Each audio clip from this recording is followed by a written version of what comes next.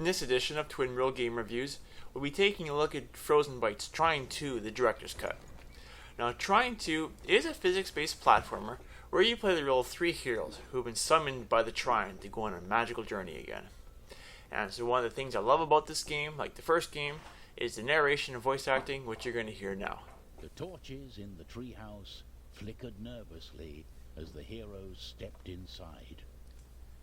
It seemed unlikely that the house belonged to a flower, even a clever talking one.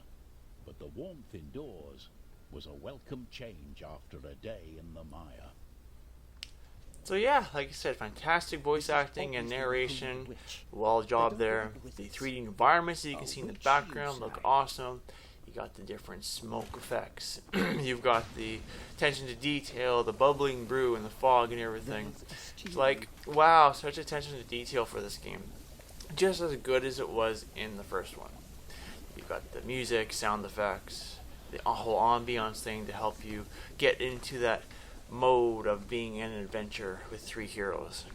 You get a variety of upgrades in the game for your characters, from like different types of arrows and a flaming sword, as you can see here, different options for more objects and planks. And another thing for me that I really enjoyed in the game was that you do have a Goblin Quest expansion, so that way when you beat the main game, you do have another journey you get to go on. Yay!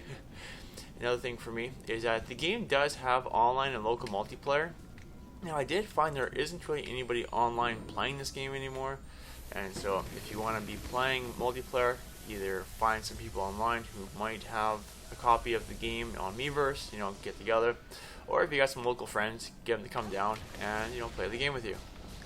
Some of the things I didn't care for in the game, though, one of them is the jumping. There's a bit of a delay when you hit your jump button, and so you have to make sure you time the delay of your jumping when you're obviously jumping over things so you don't fall into a pit and stuff. Another thing for me is that when you are jumping, if there's small little platforms you're trying to get on, or if you over jump and you're trying to get up there, the character, as you can see, doesn't stop and turn on a dime. It takes him a moment to do that.